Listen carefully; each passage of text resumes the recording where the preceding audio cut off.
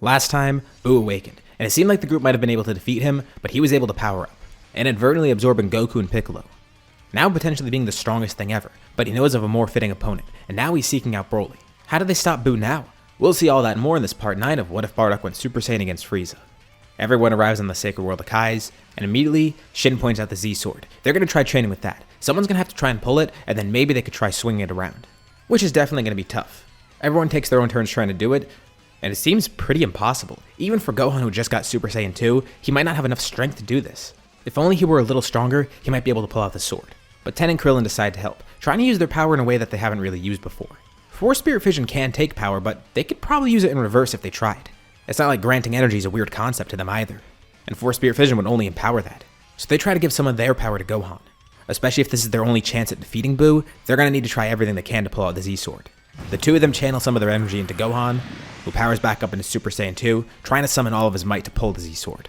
At first, it still seems like he can't pull the Z-Sword out, but eventually, it budges. Gohan finally pulls the Z-Sword from the stone, and immediately he starts training with it, with everyone else trying to get a shot at it. Even though it's a lot tougher for them to use. They will need to make this quick though. They don't know where Buu is or when he'll come back to Earth. Maybe he will find Broly and Broly will be enough to defeat him. They don't know how strong Broly is now, especially after all those years have passed. But what if he is stronger than Broly? Or what if he doesn't find Broly and decides to come back to Earth first? None of them have a clue where Broly is and they can't sense his power. So they assume that Buu's gonna have a really hard time finding him as well. Luckily, they actually have a good amount of time here. The guys try and monitor where Buu is, and he's just flying around space. He is destroying planets here and there, but not many people are getting killed, if any at all. He's basically just enjoying his new power. And during these few days, a few things happen. For one, the Z-Sword eventually does break. Everyone gets an opportunity to try and swing it around, with Gohan, Ten, and Krillin seeing the biggest gains from it. Yamcha and Chaozu try their hand at it too, but it doesn't really work out as well. And once the Z-Sword breaks, Elder Kai is freed from it. It seemed hopeless when the sword broke, but now with Elder Kai here, they might have a chance at beating Buu, especially because of something that he has in mind. He has a certain ritual that can awaken people's powers, and maybe with that type of strength, they could use that to defeat Buu. The ritual is first performed on Gohan, then Krillin, then Ten. He's going to do the same for Yamcha, Chaozu, and Kami as well. He wants to strengthen everybody here, and Kami wonders what will happen to Shenron if he gets his own power unlocked. During this time, they've also been able to gather the Dragon Balls, keeping them here on this planet just in case. It's good that they've already had this much time to do the rituals and get some training in. But Buu seems to be coming back to Earth. It looks like his search for Broly is ending, and they decide to go back to Earth right away. Yamcha, Chaozu, and Kami stay behind to get the ritual done on themselves as well, but they probably won't be able to fight. Although they wish the other three good luck, as Gohan, Krillin, and Ten are taken back to Earth, with their full potential now unleashed. The second they get back, they power up, trying to draw Buu out, and he teleports right to them. He tells them they made good timing coming back here. He hoped that he would find Broly, but he couldn't, although he's glad that they got stronger in the meantime at least. He knew that in the worst case, that would happen, and that would give him some fun here. This will entertain him from now. These guys will be an appetizer. He'll test his power against them, then kill them. And then he can search for Broly again with all the time in the world. And this creates kind of a tough situation for the three fighters as well. Killing Buu might be tough, but maybe they can accomplish it. Although the issue is if they kill Buu, that means they're killing Goku and Piccolo, which they don't want to do. Especially because if they kill Piccolo, they can't bring either of those two back. The Dragon Balls will be gone, and that means Kami dies as well. And besides, there's a better way than just killing Buu. Maybe they could save Goku and Piccolo, and then kill Buu separately. This is one of the plans they worked up on the Sacred World of Kai's. Gohan's the strongest of the three fighters here, ready to use his power to defend Earth, wanting to make up for his failure before. Krillin and Ten have gotten incredibly powerful as well, but they're not going to use their raw strength here. Gohan will be the main fighter against Buu, and the two of them are going to fight, but they're going to focus on doing something else. And Buu's aware that they might be a threat. He knows about their Force Spirit Fission, and he tells them they could attempt to do that. He assumes that's what they're planning on doing, which is exactly what they're planning on doing. But he tells them it won't be that easy, especially with the gap in power between everybody here. But this does pose a threat. It's a smart move from them, and he knows that if they pull this off, he'll be screwed. He'll lose all his power. A 3v1 battle begins. Buu tries his best to dodge any sort of attacks from Krillin and Ten, but it's tough when he's fighting against Gohan too. The ritual on Gohan was pretty potent. He had more than enough time for the full ritual, and I'd say Gohan's potential here might be a little bit higher than normal. Even though he was weaker than his main story self, the fact that he's been training at least a little bit more consistently really does help here, but the power he has won't be enough to defeat Buu alone. He's gotten every ounce of power drawn out of him, and they know to be wary of Buu's absorption as well. Gohan tells Buu that this is the end of the fight. He's already lost. By giving them that much time to prepare, he's done. Ten and Krillin then multiply themselves greatly. Dozens of them surround the area. Gohan launches a blast quickly and then jumps back. As the clones of Ten and Krillin attack, Buu's able to destroy some of them, but in the chaos he didn't even realize. He got hit by them a couple of times. They weren't looking to do too much damage either, just enough to actually pull out some power from Buu. And together, the two of them activate their Force Spirit Fission. Buu feels immense pain as his power then suddenly drops, with Goku and Piccolo being separated from him completely. And together, without hesitation, the three of them attack Boo, combining all their strength together, erasing what remains of him. And it's not too hard to kill this Boo. With all that power gone, he's way weaker than before. And it seems like they've done it. They've won. They saved Piccolo and Goku. But Ten notices a strange power. It's very faint, but far away he feels it. It feels like Boo's power. There's a powerful glow in the distance that grows larger and larger. Quickly, Krillin grabs onto Goku and Piccolo, with Ten grabbing onto Gohan. They immediately teleport away from the planet as it then explodes completely. They end up back on the sacred world of Kai's. What just happened? And as they're watching over Earth, they see it's completely gone. It seems that during the battle, Boo might have split off a small piece of himself, basically as insurance. He regenerated from that and blew up Earth completely, destroying the planet and everyone on it. And they see him, laughing out there in the middle of space. He may have lost all his power, but he won this battle. He'll find a way to get that power back somehow too. Goku and Piccolo then regain consciousness and are caught back up to speed. And thankfully it seems like Piccolo's back to normal again too, no longer Majin. But as all this discussion is going on, Kami is sitting there silently, getting the ritual done on him by Elder Kai. If getting potential unlocked works for Piccolo, it might work for him too, although a little differently. He tells them hope hasn't been lost yet. There's still one way they could win, and that's why he's not panicking. He thanks Elder Kai for the ritual, but he's gonna have to cut it a bit short, with Elder Kai looking a bit mad that they're getting the Dragon Balls. Although, given the circumstances, he understands why they're using them. Kami says it's a good thing they saved the Dragon Balls here, and now with his brand new power, he can upgrade Shenron as well. Kami tries to summon the new power that he's been given by Elder Kai. In terms of combat ability, Kami is stronger, but he's nowhere near the rest of the group. He's still very far behind. But he has a strange glow surrounding him, one looking like Piccolo's power awakened form. All the Dragon Balls start levitating in front of him, also shining with this brand new power that Kami just got. They all swirl together, and then Shenron appears, with Shenron being much larger than before too. And Kami asks the rest of the group if they're ready. This is all going to happen quick, so they're going to need work quick. He tells them to get ready to teleport back to Earth. Kami makes 3 wishes in rapid succession. First, restore the power of everybody here on this planet. Second, restore Earth. And third, revive all the innocent people on Earth killed by Boo. And Shenron grants all the 3 wishes together. Kibito gets the group together, and as soon as Earth comes back, he brings them there. Boo's still floating out there in space and sees the planet reappear, quickly rushing back over. But before he even touches down on the ground, he's hit by an attack from Gohan, knocking him right into Goku, caught him between 2 blasts from the 2 of them. Once more he tries to split himself up, but Gohan wastes no time, putting all of his power into one blast, saying that's not going to work again, completely obliterating Boo. And now, it's finally over. Earth is back to normal. Thanks to Kami, they were able to save everything. Him being proactive here saved everyone, and it makes Piccolo wonder what Kami's truly capable of, especially since that's his counterpart. The Kais then show up here to congratulate everyone to make sure they're okay.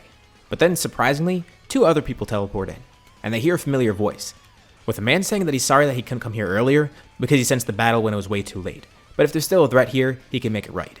It's Broly, with Paragus alongside him. You know, it's actually good he didn't show up right away because that probably could have led to more disaster. Broly wouldn't have known that Boo could absorb him, and then that would have been really bad. Although, they're glad to see those 2 again, and it's a good thing they taught Broly into transmission because now he can come here whenever he wants. And it seems like their journey in space is over. They've achieved what they wanted to. Paragus was mainly concerned about anyone else in the Frieza Force left over, and wanted to see if there were any Saiyans out there. They actually couldn't find any other Saiyans. Even though Tarble is still out there, they didn't locate him, and there wasn't anyone else that they could find. But as for the Frieza Force, yeah, they were able to completely eliminate whatever was left of it. There were a few soldiers here and there, and now there's nothing. Well, they hope so. And they're still going to keep an eye out, but it's better to just relax on Earth now. The 2 have gotten stronger as well, including Paragus, who had to train a little bit himself. He didn't want Broly doing all the fighting. It's just good that everything turned out well. Although Piccolo and Gohan have mixed feelings. Piccolo actually did retain some of the power that Babidi unlocked. But Goku was right. It was a bad choice. He regrets doing it. It was interesting to return back to his old self for one day. But to think he did all that out of curiosity, lowering himself to being possessed by someone. He resents it. And as for Gohan, he feels like he failed once more. Like, yeah, they won here, but despite that great power that he got, Kami had to bail him out. He's glad he at least landed the finishing blow on Boo and made it right. But he feels responsible, and he doesn't want to feel that again. He felt weak at the beginning of the arc, and now he has that power, but he has to work on it. He has to figure out how to properly use it. Goku says the 3 of them did a good job. Without Gohan's power and the strategy of Krillin and Ten, everything would have been lost. Even with Kami's help, they wouldn't have been able to defeat Boo. It's great that those 3 stepped up, and in the meantime, Yamcha and Chaozu are even getting their potential unlocked. Just because, why not at this point? We fast forward a few years, and as you'd probably expect, Beerus wakes up, having dreamt of the Super Saiyan God, immediately making his way towards Earth. The best part is, every Saiyan that he wants to see is here. He was mainly curious about Goku, Gohan, and Broly. He fights the 3 of them, and they definitely are strong by mortal standards, but not very strong in comparison to him. He's kind of unimpressed. Even with Goku using Super Saiyan 3, Gohan using Ultimate, and Broly using his newest form, Super Saiyan 2, it's not working, which really shocks them because seeing Broly with Super Saiyan 2, they think that would just end it right there, but no, it doesn't. Beerus is really that strong. This part of the story takes place way earlier on than when Broly initially shows up in the story, obviously. Plus, given Broly's different upbringing here, it does alter his potential compared to the original story. Also, because if I had him grow like the original story, he'd be pretty much unstoppable right now. But at the same time, I guess this growth is way more reasonable than what happened in the actual movie. So yeah, not accurate, but somehow a lot more reasonable. Although he's definitely the strongest of the group by far. Even Piccolo and some of the humans fight, but they don't accomplish much either, despite their great strength as well. They find out about the Super Saiyan God ritual, but it might be impossible. They do have the right number of Saiyans here. There's Goku, Gohan, Goten, Paragus, Broly, and then Pan. But they're unsure if Paragus and Broly are suitable as righteous Saiyans, but it's at least worth a shot. And they really don't want to piss off Beerus either because he might have to give up on this. But Kami does suggest something too. Well, in case this doesn't work, they can unlock Goku's potential too. He actually has the ability to do this now. He didn't even realize that Namekians get this ability at their old age. And thanks to Elder Kai unlocking his power, now Kami can do that to other people too. So, it's good as a last resort. They keep it in mind, but thankfully, the ritual does work, with Goku turning into a Super Saiyan God. We could skim over the actual fight itself because you know how it goes. Beerus ends up winning and Goku loses. But Beerus is intrigued by the fight, and wonders where Goku can go next. Why not have his potential unlocked by that Namekian too, especially since he's a Super Saiyan God now? That could really be interesting. Hell, maybe they could perform the ritual on Gohan and Broly. They don't know if it'll work on those two because Gohan's a hybrid Saiyan and they're not sure if Broly's righteous enough for that ritual to work on him. Him being part of it is one thing, but they don't know about him being the center of it, and that's why they chose Goku. And that's why Beerus thinks that Goku might be his best bet at a rival. And imagine a Super Saiyan God with more potential unlocked. But Goku's not too hot on the idea. He wasn't a big fan of the ritual in the first place. He did it out of necessity, and he doesn't really want to do it again if it's not really necessary to do. He likes working for his power, not having rituals unlock it. And Beerus brings up something interesting too. He understands that Goku defeated Frieza a while back, right? And it seems that he might have been the first Super Saiyan.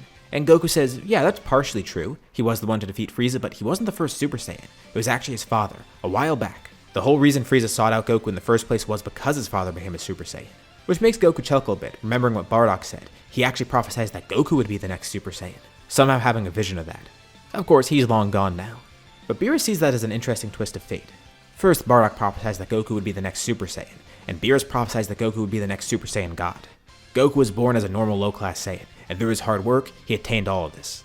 And Beerus wonders if he was destined for that greatness, making him more excited to see what Goku can do as a rival. And Goku said he doesn't know if he's been destined for it, but he knows for a fact that he worked hard to achieve what he's gotten now. At least for everything before Super Saiyan God. But with this form, he could work to make it his own. Even if it was granted to him by ritual, he could work to make it his. And that's the next step in his journey. He's going to make this form even stronger. He's going to grow beyond this. And he'll be a worthy rival to Beerus. And not long after, Beerus does end up returning to Earth, mainly to get some food there, but also because he wants to take Goku to his planet. He's going to be training under Whis next. Beerus still does wonder about making Broly and Gohan Super Saiyan gods, but that could wait for now. Also, it's better to just have one Saiyan on the planet. His planet's not a hotel and he doesn't want to have to feed all those other Saiyans too. They go off to his planet with Goku wondering where his training will take him next. Everyone of course still does want to keep up their own power. And now with Broly back, Gohan sees an opportunity. He wants to maintain his strength, and even grow beyond it. And he wonders if Broly will train with him. In the past few years after the Buu Saga, they have trained together a little bit, but Gohan wants to get more serious with it. He was mainly focused on training with Goku while he was here, but now that he's gone, he needs a new training partner. Broly might be the perfect match for him. And he wonders what the true extent of Broly's power is. He watched Broly fight against Beerus, but he wants to see more of Broly's strength. And Broly thinks the same too. He wants to see how Gohan's grown. He wants to see what kind of power he's obtained while they've been gone. And maybe they can grow beyond it. By fighting together, they'll grow even further.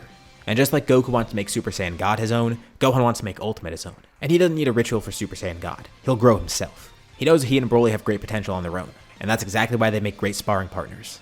Together, the two of them will grow so strong that even Beerus will be surprised. The two of them find an empty wasteland, ready to begin their first sparring match. Gohan powers up into Ultimate, showing it off to Broly for the first time. As Broly then powers up into Super Saiyan 2. And Gohan's glad to see that he has this under control.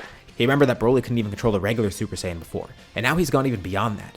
Hell, he probably has a better control of that than Gohan does because Gohan barely unlocked it. But this will be a great test for both of them. As they get ready to do their first real battle in a while, this is where we'll leave off for now. What did you guys think about this part? Or what's going to happen next time? Leave your thoughts and suggestions in the comments below. I'd love to see what you guys think. As usual, be sure to drop a like and subscribe if you haven't already, especially if you want to see more videos like this one, or if you just want to help out the channel. Anyways, thank you all for watching, and I'll see you all in my next video.